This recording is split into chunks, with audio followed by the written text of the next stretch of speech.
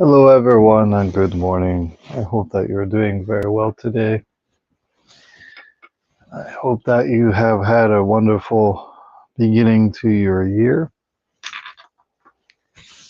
Actually, the year changes um, in February. So this is just according to the solar calendar. The year that will be coming up, which we actually celebrate around the time of Setsubun, is the changing of the year. If you're interested in receiving any omamori, specially made omamori for your New Year's, which can either be placed at the temple to pray for you throughout the year or to receive and put at your home butsudan, please go to gashodo.com and you'll be able to purchase it there. Okay, so please go ahead and do that if you wish. Um, Today, let us reestablish ourselves in practice. Even though it is the new year, we should dedicate ourselves the same as we do at any time of the year. So a lot of times for the new year, people will get very dedicated to something and then easily change that within a few days. So it's important, again, as we had talked about, consistency. Okay, so let us go ahead and stretch ourselves a little bit. And I'm going to have to start a little earlier at 6:30 because I have to go to work.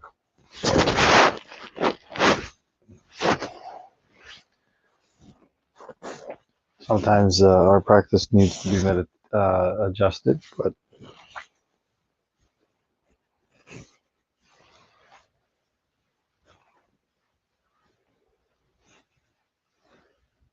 other side, right side.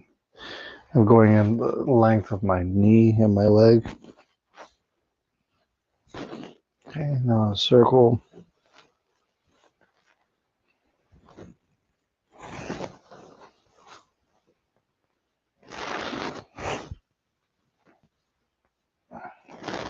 Again, using just the weight of my head, relaxing my neck and just moving it around with my body. This is actually pretty complicated because most people have so much tension. They can't let the body hang with its natural weight and move. It's kind of this fear.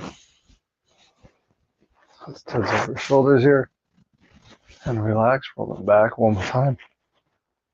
Okay. Now, as we begin, we're going to breathe pranayama.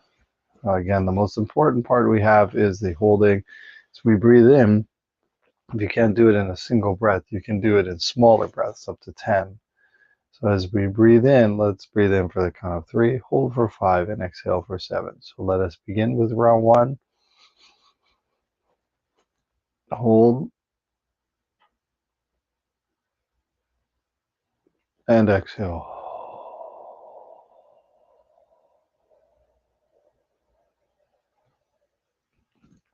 Round 2.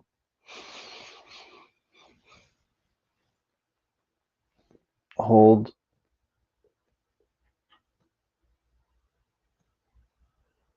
and exhale.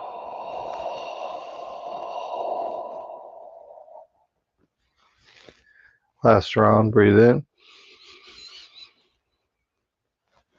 Hold and exhale.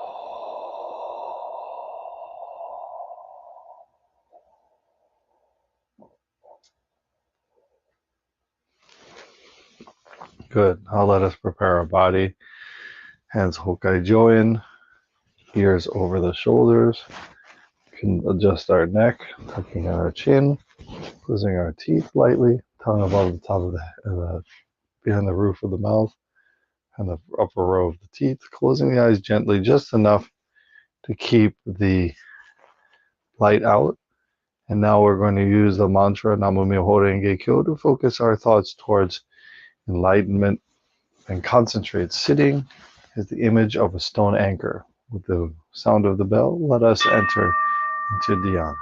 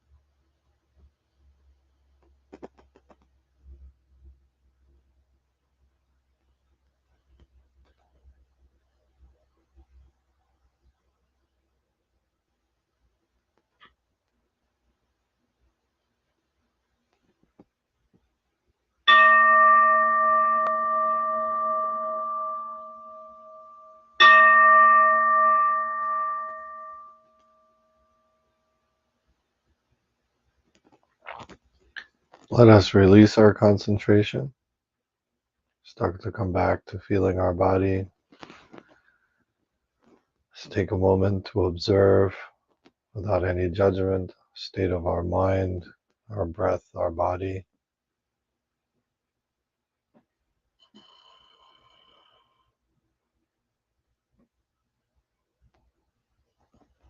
We come back to our body. Let us start to move our fingers, our toes, our body gently. Rubbing our hands together, generating heat. Place over our eyes. Allow the light to come into our eyes. Meridian.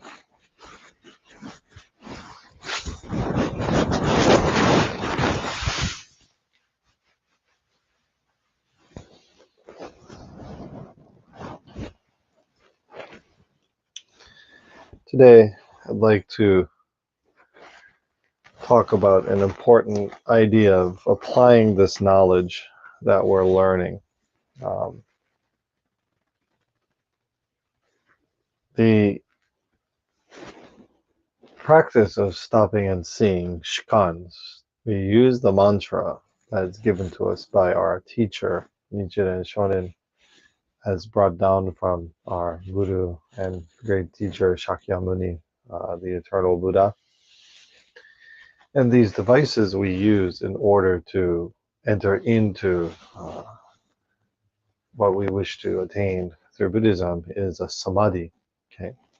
And more specifically, as we state, this observation, this awareness of kanjin, okay, seeing reality as it is. There are many teachings that support Buddhism, because Buddhism did not grow by itself. There are many established traditions that Buddhism and the Buddha studied and then was brought into Buddhism. And as we see this idea of shi-kan, stopping and seeing, shamatha and vipassana, today I want to talk a little bit. We know about stopping. We use the mantra in order to stop our thoughts so as to allow pure consciousness to come through, to become aware, to be able to be observable, to see beyond the gunas, the matter of even mind, and to try to find and realize this insight, this true consciousness that we have. If we are overtaken, what do we do if we are overtaken by negative thoughts? And this is the second part, the contemplation aspect, the shikan, kan, same kan as in seeing, kanjin, but not the regular seeing, but with this deep awareness that when we have true knowledge, right, we have true wisdom, we are able to apply that to our practice. And the Yoga Sutra specifically talks about this. And it states, vitaraka, padhane, pratipaksa, bhavanam. Vitarka are negative thoughts. So throughout the day, we may have a negative thoughts generating our mind. Padhane is a harassment of these thoughts, by these thoughts. Pratipaksa is the opposite of bhavanam, which is cultivation. So upon being harassed by negative thoughts, one should cultivate counteracting thoughts. This is the idea of vitarkas, which is the negative thoughts that come in. These negative thoughts, as we know, are from samskara. Samskara are imprints that we have. So this is also the basis of karma. That when we do an action or we observe something consciously with our mind, it leaves an imprint, a mark on our minds, on our consciousness. So therefore, when the causes and conditions are right, even something just to spark that, it comes to the forefront. And we incorrectly observe that to be reality. And also, if we don't have the proper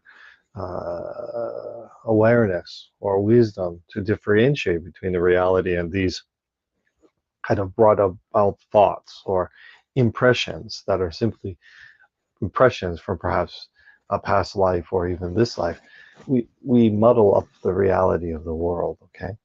So it's very important to know how our chitta, our mind, even our consciousness, our intellect, buddhi, see things, observe things. And these negative thoughts come and counteract and contradict our basic precepts, right? And our basic regulations that we have in the yama and niyama. So the 5 precepts, and then we have the 5 regulations of food, sleep, body, breath, and mind. Okay? So there are thoughts directed towards violence, untruthfulness, stealing, sexual indulgence, accumulation, uncleanliness, discontentment, luxury, interest in scripture, and lack of devotion to the Buddha. What is reassuring about this particular sutra that we're reading is that when one is harassed by negative thoughts, as we know will arise in the citta, the mind, how can they not? Negative thoughts are simply the cropping up of samskaras, as we just said, these imprints that are eternally recorded in the mind of past indulgences or immoral behaviors that are all embodied beings have performed at some point, just by being subject to the ever-changing gunas or matter. So even in the best tended gardens, weeds inevitably pop up from time to time. So this idea that our mind is this garden, and even as we maintain it, these little weeds pop up from every once in a while. It says that actually these are, as we said, delusions that we have. Now, we have to be aware that these things could be from far away, from many lives that we carry on through the very subtle aspect of our mind that transfers with us from birth to birth. But it says all desires crop up from this matter and will manifest in the mind. Hence, it is implied in the sutra that the task is not to berate oneself upon finding oneself contemplating a negative thought, but to deal insightfully with such occurrences. This, which is the idea of wisdom, comes in. So this, according to the Yoga Sutras and Patanjali, it means considering their consequences. This is the idea of wisdom, and this is called pratipaksa bhavana. So considering the consequences. Now again, many people don't understand the place of actual literature, why we read the Lotus Sutra, right? Why we read the Buddhist teachings, because that is not to acquire knowledge, that is to acquire insight, to be able to contemplate that, as the Buddha tells us, the dissatisfaction of the way things are, that we have to really, as the First Noble Truths say, be dissatisfied with the current suffering or current situation that we are in, that encourages us to move towards a spiritual life, a spiritual practice. When one is tormented by perverse thoughts, says the commentator Vyasa, such as, I will kill this evildoer, I will lie, I will appropriate this person's wealth. This is again against the precepts, which are they use as the yama. That is our interconnectedness with other beings. I will commit adultery with that person's wife. I will take control over the person's possessions. One should cultivate counter thoughts. One should rather think, burning in the fire of this world, I have taken shelter of yoga by committing myself to the welfare of all creatures. After having renounced such perverse thoughts, by again restoring to them, I am behaving like a dog who licks its vomit. This practice of cultivating counter thoughts should be applied to negative thoughts that arise and obstruct the practice of the other traditions, the other parts of this becoming meditative. And the sutra has very profound implications in that it provides a means of performing a type of mindfulness meditation for yogis, for practitioners, whereby one consciously adjusts the types of samskaras or imprints one allows in one's mind.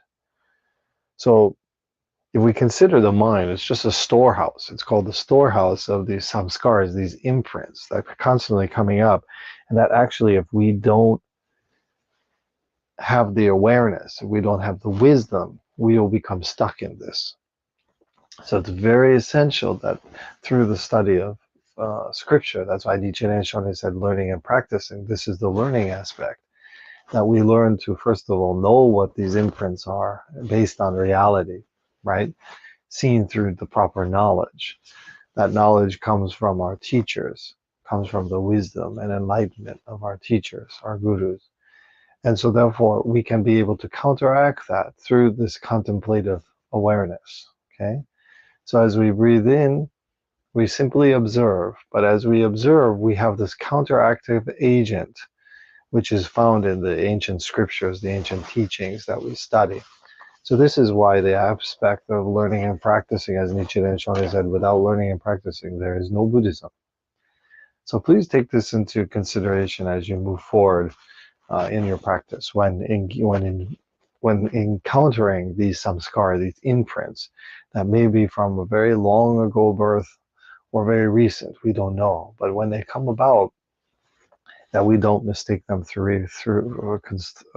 we don't mistake them for reality, and that also we have the wisdom of the teachers, of our teachers, in order to provide us this proper awareness, this proper this proper seeing beyond the illusion of these imprints on our mind, so that we can come to rest in our true consciousness. Okay?